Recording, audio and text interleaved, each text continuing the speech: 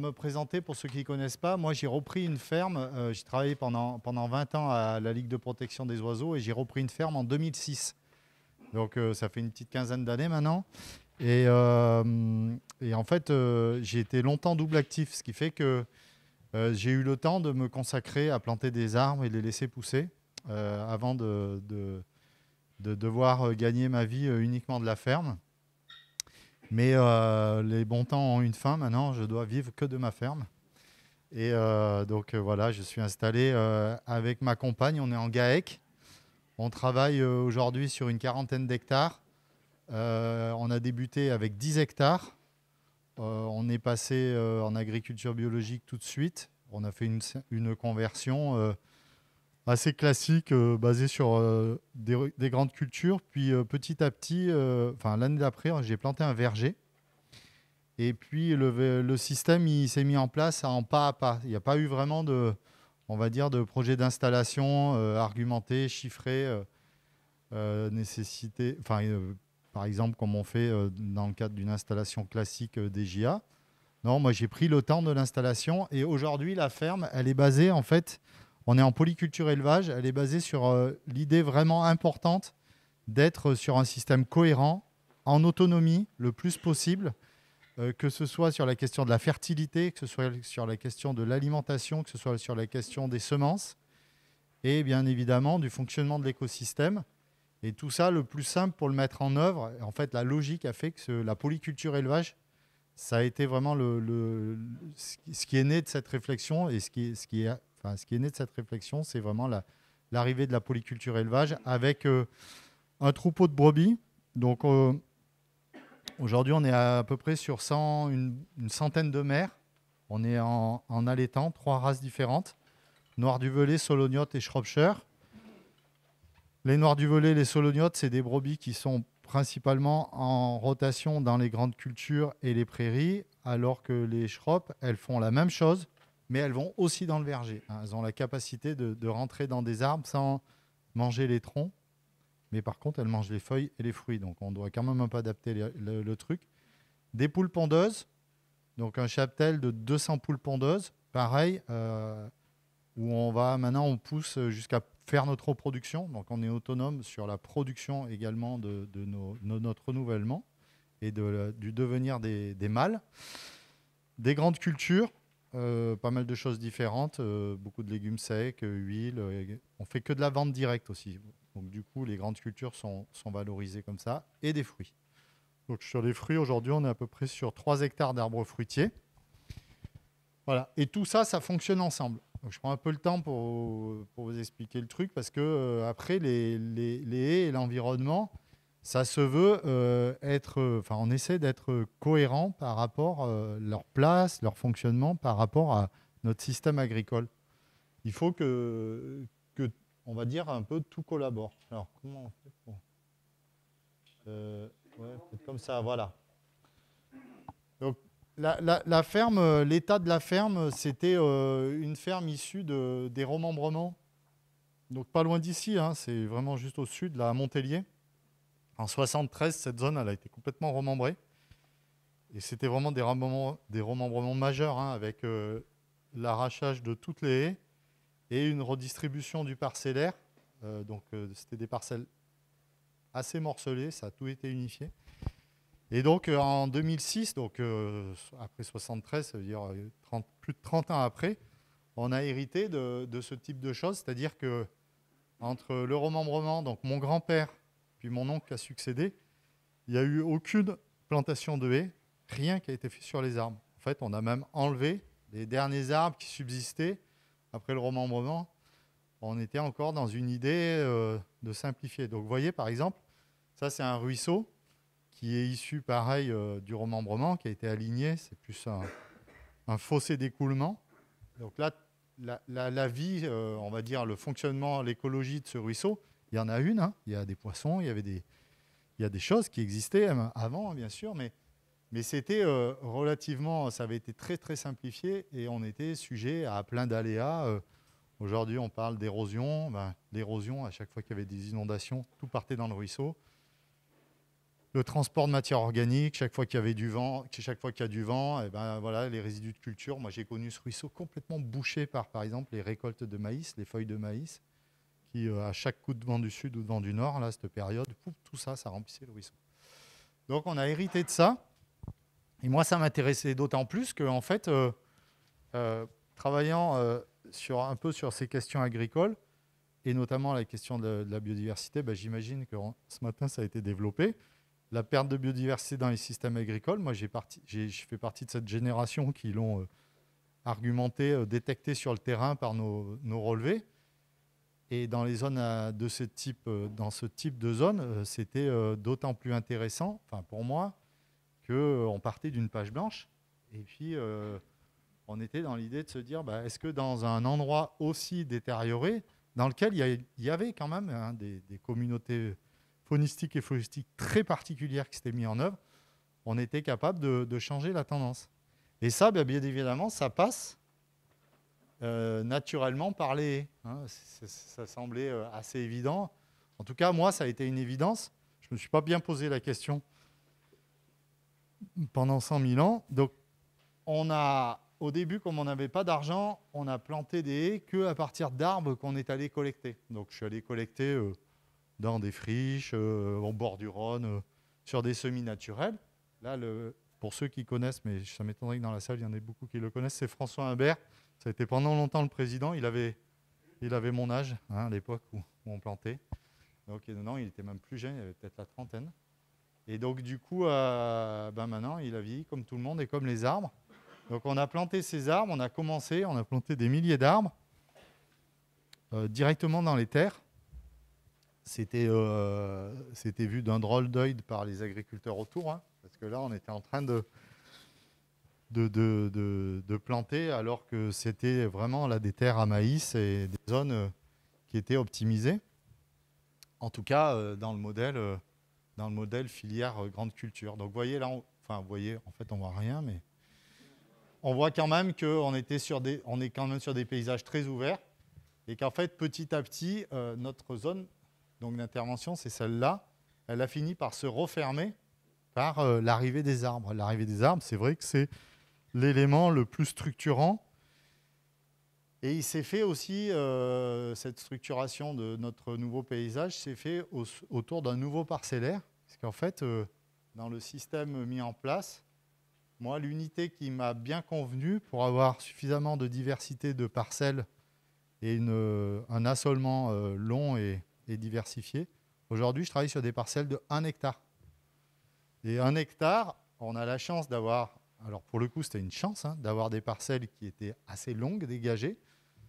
Donc même avec des outils aujourd'hui de grande culture classique, sur des unités d'1 hectare, on arrive à ne pas être contraint ni par les arbres, ni par ni par le fait d'avoir redécoupé les parcelles. En tout cas, moi, je ne le vis pas comme une contrainte. On a gardé des sens de découpe de parcelles qui font qu'on n'est pas sur des triangles, on est sur des choses parallèles. Et c'est quand même c'est assez facile à travailler. Donc, vous voyez, là, ça, c'est une photo aérienne où on voit donc la ferme. En fait, c'est ça maintenant. Là, et puis on commence à s'étendre là. Donc, on voit à chaque fois, on retrouve à chaque fois cette mosaïque, sachant qu'à chaque fois, c'était une seule parcelle. Et les arbres sont vraiment l'élément structurant, sachant que il y a des endroits où on a essayé de voir comment il était possible de diversifier les paysages et avoir des réponses agronomiques, mais aussi environnementales, sans l'arbre, uniquement par la question de la diversité de l'assolement, de bandes enherbées, de choses qui structurent pour aussi se dire, parce que je ne sais pas si vous l'avez abordé, mais à partir du moment où on met des arbres dans un paysage comme celui-là, et moi j'étais très attaché à la faune qui était liée à ces milieux très ouverts, et bien en fait on va petit à petit faire que les communautés faunistiques floristiques transitent vers des communautés des milieux fermés, quoi. Et c'est vrai que quand on est attaché aux espèces des milieux ouverts, comme par exemple certains oiseaux, je pense notamment, moi j'ai beaucoup travaillé sur la chouette chevêche, mais ça peut être l'outarde, ça peut être la huppe, ça peut être toutes ces choses qui ont besoin de milieux très ouverts. bah, la fermeture des milieux, petit à petit, font que, même si on crée des milieux de très grande qualité, écologiquement, c'est fini pour elles, quoi. Nous, on voit hein, sur la partie verger, enfin sur cette partie-là, ces communautés des milieux ouverts ont petit à petit disparu, quoi. Donc j'ai perdu les bruins emproyés, j'ai perdu les alouettes, j'ai perdu toutes ces espèces qui m'étaient chères. Pas parce que mes pratiques utilisent des produits ou j'ai des techniques qui font que je pénalise leur reproduction ou leur présence, non, parce que l'habitat ne leur correspond plus. Donc il faut le savoir, quoi. En plantant des arbres, on ferme cet habitat. Ce qui a été aussi quelque chose d'assez déterminant, je pense, c'était le fait que quand on plante des arbres, on est tout très très impatient de voir ces arbres grandir, mais ces arbres, malheureusement, on ne les verra jamais adultes. Et ça, c'est comme ça. Il faut s'y résoudre à un moment donné. Moi, à la fin de ma vie, ce sera toujours des bébés arbres, mais c'est comme ça. Donc, en attendant, pour faire que des haies, des arbres fonctionnent et rendent pleinement leur dynamique, ce que les arbres sont en capacité de générer, et notamment les cavités, c'est un élément très important dans les arbres. On est passé par une phase où on a anticipé la nature, c'est la pose de nichoirs. Alors, les nichoirs, ça peut être vécu comme quelque chose de très interventionniste, c'est clair, mais c'est la condition sine qua non si on veut accueillir dans son système d'agroforesterie des espèces qui sont liées à la présence de cavités. Et il faut savoir que la réponse, elle est hyper rapide et hyper positive quand on pose des nichoirs. La taille de l'arbre, d'une certaine manière, ne conditionne pas la réponse aux oiseaux ou aux autres espèces. Ce qui compte, enfin, pour certaines espèces, si, bien évidemment, mais pour beaucoup d'espèces assez communes, ce qui se compte, c'est cavité ou absence de cavité. Donc, quand on met des nichoirs, on a des réponses assez rapides. Et nous, on est parti d'un principe, et c'est sur la ferme ce qu'on fait, c'est la sursaturation. La sursaturation, en fait, la surabondance des aménagements, puisque ça, c'est un aménagement qui se veut transitoire, c'est d'une certaine manière, c'est mettre... On peut prendre la biblio, par exemple, et se dire, tiens, combien on peut avoir à l'hectare de densité de mésanges charbonnières maximum. On a des éléments. Mais on peut aussi se dire qu'on peut faire un nichoir, ça ne coûte pas grand-chose. Hein. On peut mettre des centaines de nichoirs. Hein. Donc, on sursature en nichoirs. Et du coup, avoir des réponses qui font que, qui sont d'une certaine manière inattendues, mais aussi sortir de l'idée de « Ah, mais si j'en avais mis plus, est-ce qu'il n'y aurait pas des choses qui se passent ?» Et je crois que j'ai mis une diapo. Oui, voilà. Ça, c'est les nichoirs, vous voyez. Donc ça, c'est les parties vergers qui sont là-bas. On voit bien qu'on a un peu bloqué sur les vergers parce que là où il y a des enjeux très forts de protection des cultures, notamment, c'est dans les vergers, hein, plus que dans les grandes cultures. Et puis après, on a mis des nichoirs dans les haies. Et puis ça, c'est du bâti, où on a fait des expériences autour d'un bâtiment agricole. Et donc, on se retrouve, par exemple, vous voyez, ça, c'est cette année, les points rouges, là, c'est les points où les mésanges ont niché. Et puis les points sans couleur, c'est là où elles n'ont pas niché. Donc, alors, je ne sais plus la légende, hein, parce que là c'est tout occupé par les moineaux. Enfin, je ne sais plus comment c'est foutu, ce truc. Mais quoi qu'il en soit, on se rend compte que tous les nichoirs ne sont pas occupés chaque année, ça c'est certain. Mais par contre, on a un taux d'occupation de nichoirs et donc par calcul, une densité d'oiseaux à l'hectare qui est souvent au maximum de ce qu'on trouve dans les écosystèmes forestiers sur lesquels on a pu faire des inventaires et des comptages de ces oiseaux. Pour une raison simple, c'est que en fait, une forêt, c'est quelque chose de beaucoup plus diversifié, où les espèces, en fait, elles sont en communauté diversifiée, et donc la densité et la densité, ce qu'on appelle densité dépendance entre espèces, est conditionnée par cette diversité. Nous, on est beaucoup moins diversifiés. On est sur des choses très simples, et donc il y a des espèces qui sont un peu comme un peu comme la situation d'une espèce invasive, et qui peuvent se retrouver, si l'habitat est important, eh ben, à être sur des systèmes de surdensité. Et notamment s'il y a de la ressource alimentaire, parce qu'il faut qu'il y ait de la ressource alimentaire. Ça tombe bien, nos vergers en bio, il y a beaucoup de ressources alimentaires. Donc ça, c'était pour vous dire que les vergers, les nichoirs accompagnés des haies. Puis après, disons que on a essayé de faire feu un peu de tout bois, c'est le cas de le dire, pour la question de la présence de l'arbre sur la ferme. Il y a des arbres, ça c'est le ruisseau qui était complètement vide. On a commencé à le planter avec des sols, des boutures de sol. Puis ensuite, pour des questions un peu de paysage, je trouve que c'est aussi important quand on est paysan d'aimer le paysage dans lequel on est. Et donc, les haies, la question de trogner des arbres, il y a des cultures. Nous, on est dans la culture du mûrier ici. Enfin, vous l'avez un peu, enfin, on le voit de moins en moins parce qu'il n'y en a bientôt plus. Mais le mûrier trognier, là, qui était utilisé pour le verre à soie, chez nous, sur la ferme, on en a encore beaucoup. On en a replanté. On n'a plus du tout d'utilité. Alors, on peut trouver des utilités. Hein. Par exemple, avec les brebis, on peut donner la feuille aux brebis.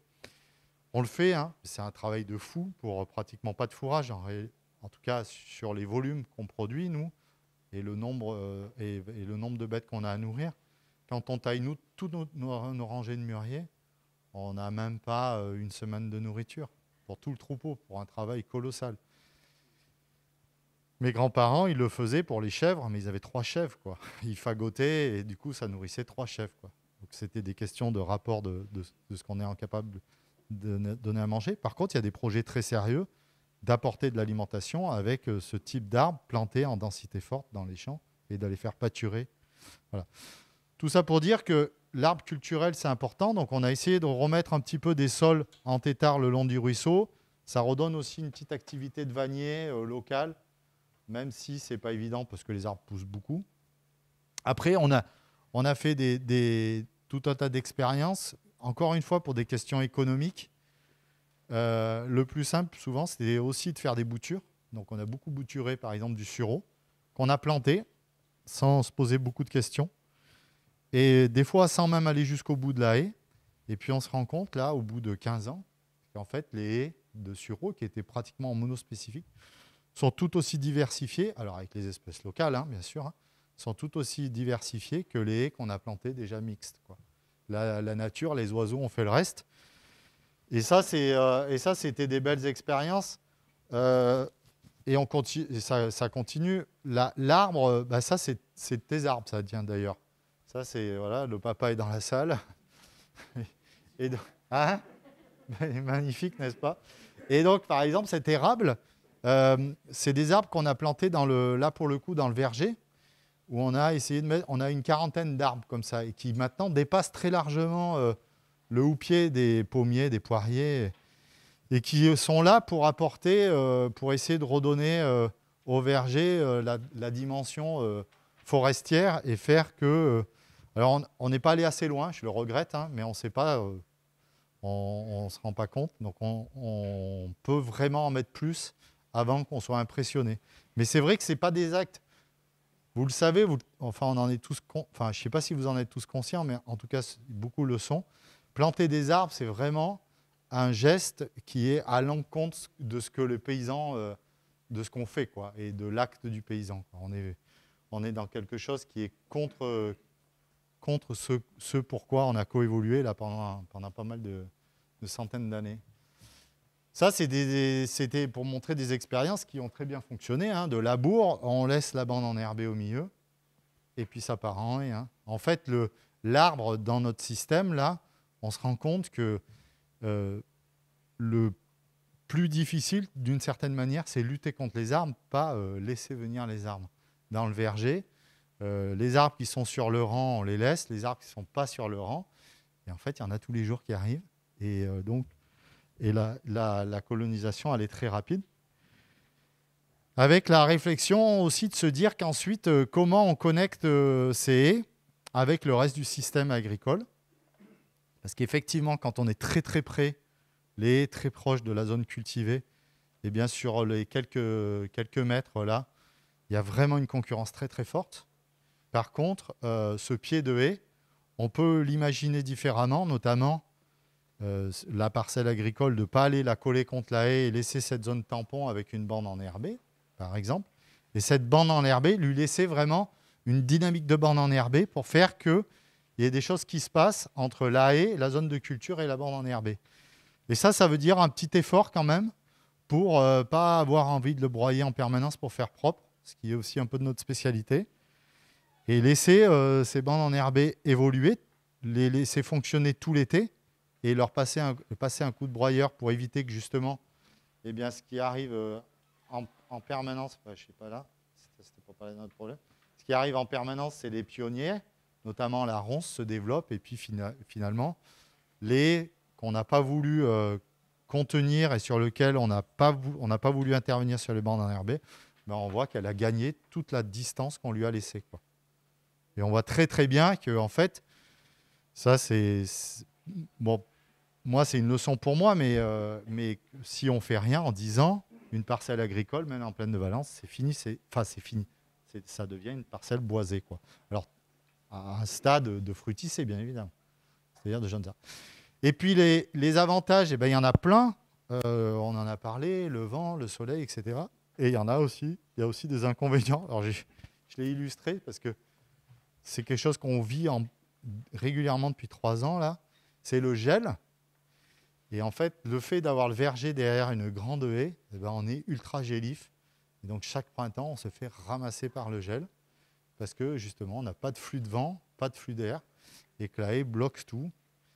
Donc c'est hyper intéressant pour certains éléments et parfois c'est contraignant. Voilà. Mais bon, c'était juste pour illustrer ça. Et voilà, la photo était dans le désordre. C'était pour vous dire juste que la ronce, c'est vraiment l'espèce pionnière qui arrive tout de suite et très vite. Nous, volontairement, pour que ça fonctionne, moi je pense pour que ça fonctionne le mieux et le plus vite possible, au point de vue écologique, j'entends, on ne paille pas les haies, on ne les ni avec un paillage de toile, ni au début on mettait de la paille, mais maintenant on fait strictement plus rien en fait. Ce qu'on fait, c'est qu'on plante. On est sur des zones, alors pas de partout, mais ici on est sur des zones où les grandes cultures sont irriguées, et donc ce qui fait que il y a des fois les haies sont irriguées à l'enrouleur, ou des fois elles ne le sont pas.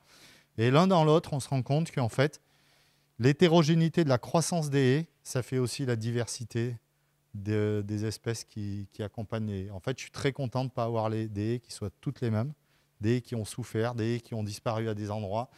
En fait, c'est absolument pas un problème en réalité. Moi, même dans la plantation des haies, j'ai jamais systématisé la distribution des arbres. J'ai essayé de faire des choses le plus aléatoirement possible, de façon le plus désordonnée possible. Et la réponse, c'est que du coup, les communautés faunistiques et floristiques, tout en profitent. Et que justement, cette hétérogénéité s'en ressent très fortement. Et vous voyez, le verger, petit à petit, là, bon, ouais, moi je vois, mais petit à petit, avec le développement on a laissé des îlots de ronciers, de pruneliers, de choses comme ça qui sont des pionniers, hein, qui arrivent, de cornouillers, font que de plus en plus, en fait, ce verger, il prend des teintes de forêt. En fait, il se ferme, même si c'est vraiment le verger dans lequel on passe en tracteur, on travaille et on récolte, quoi. Donc, voilà. Donc voilà, c'était ça mon retour d'expérience que je voulais vous partager. Merci Sébastien.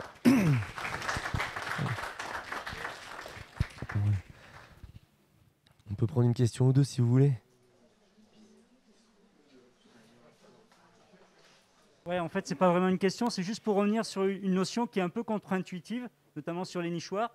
C'est que la perte de biodiversité, c'est pas la mort d'espèces, c'est des naissances qui ne viennent pas.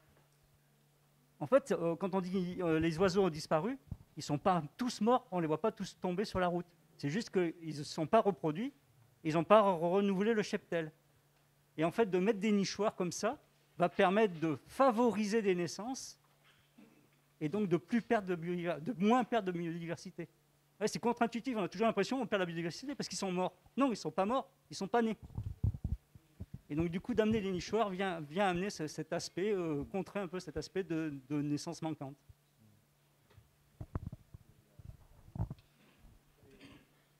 Est-ce que vous avez des retours par rapport aux cultures à côté de chez vous, par rapport aux ravageurs, aux insectes, aux dégâts des insectes et tout ça, par rapport à vous qui avez mis plein de nichoirs et qui avez beaucoup de bio? Les voisins par rapport à moi ou chez moi? Oui, enfin, un élément de comparaison, donc les voisins. Les voisins, eux, globalement, je suis entouré. Il y a quelques gars en bio, mais on est vraiment dans le système de la grande culture. Donc en grande culture, les enjeux de protection des cultures, ils sont quand même assez faibles. Il faut quand même le reconnaître, on s'en tire assez bien. En bio, ce n'est pas vraiment le souci. Nous, en tout cas, en termes de retour d'expérience personnelle, c'est surtout sur l'arboriculture. Et sur l'arboriculture, déjà, le premier... Alors, moi, ce que je ne vous ai pas dit, dans mes pédigrés, j'étais technicien en protection des cultures. Donc, justement, dans la chimie et l'arbo et compagnie. Donc, j'étais un peu sensibilisé à cette question. Et en fait, le premier effet que ça a eu, d'installer ce type de verger et de voir arriver de la biodiversité dedans et d'en être conscient, c'est que ça m'a permis, moi, de lâcher des trucs. Si vous voulez, quand on est en arbo, en bio, on est sujet à beaucoup de contraintes et on a plusieurs attitudes. On en a une que j'ai eue au démarrage et que la plupart ont, qui est une attitude qui est similaire en fait à ce qu'on pratique en conventionnel. Sachant qu'on essaie d'anticiper encore plus. Donc, on est tout le temps en train de, tous les 15 jours ou toutes les semaines, on a l'atomiseur attelé et on essaye de positionner tout un tas de trucs autorisés en bio pour essayer de contraindre, de contrer, de machin, avec des argiles, du soufre. C'est infernal. Et pour des résultats qui sont, pour certains trucs, très efficaces, pour d'autres, très discutables. Et nous, ça nous a mis dans une situation où quand on a commencé à avoir des chauves-souris et des mésanges et puis autre chose, des choses plus fines arriver dans le site, moi j'ai dit, bon ben voilà, c'est le moment de laisser tomber et d'arrêter et de n'utiliser plus que les essentiels. Et les essentiels, c'est quoi? Les essentiels, c'est, par exemple, en pêcher, si vous ne gérez pas la cloque du pêcher, bon, déjà, il faut avoir mis des variétés qui ne soient pas trop sensibles. Mais même avec des variétés pas trop sensibles, si vous ne gérez pas du tout la cloque du pêcher, vous pouvez arriver à voir disparaître, à perdre totalement votre production, à voir disparaître même vos arbres. Donc, c'est sérieux, quoi. Là, pour le coup, on ne peut pas bien. Et donc, là, nous, on utilise toujours du cuivre. Pourquoi j'utilise du cuivre? On l'utilise à la lance. On n'est qu'à 300 grammes hectare de la manière dont on l'utilise, sachant qu'on l'utilise en pleine dose, mais à la lance. Et ça fait toute la différence. Et surtout au bon moment. On fait vraiment un truc de protection des cultures. Et on utilise le cuivre parce qu'en fait, c'est hyper efficace. Les autres, c'est moins efficace. Et moi, je pense qu'il vaut mieux utiliser peu un truc efficace que passer beaucoup de temps, beaucoup de gasoil, beaucoup d'énergie, avec des choses qui marchent moins bien. Et donc, sur les pêchers, on ne fait plus que le cuivre. Tout le reste, on a laissé tomber. On a considéré que c'était potentiellement... altéré par la biodiversité. Et ça, sur toutes les espèces.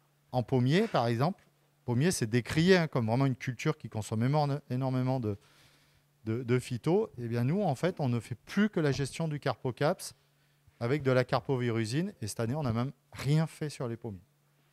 Les résultats, c'est qu'on a des dégâts. C'est clair, on a des dégâts. Mais on a aussi travaillé de manière à ce que notre modèle de commercialisation puisse valoriser ce mode de commercialisation. Et aujourd'hui, à l'hectare, on est à peu près entre 15 et 18 000 euros l'hectare de chiffre d'affaires de vente de fruits. C'est-à-dire qu'on est sur des référentiels qui sont à peu près quasi similaires à ce qu'on obtient sur des modèles, qui bouffent un peu plus d'intrants. Donc voilà ce que ça a produit chez nous. Et en fait, comme on n'est pas sur des dispositifs où on peut tester avec des témoins, on n'est pas une station d'expérimentation. En fait, on ne peut que faire une sorte d'expérience par soi-même et à un moment donné, en conclure des choses, mais voilà, de nous-mêmes, quoi. Donc voilà ce que ça a eu pour effet l'arrivée de la biodiversité. C'est lâcher l'atomiseur.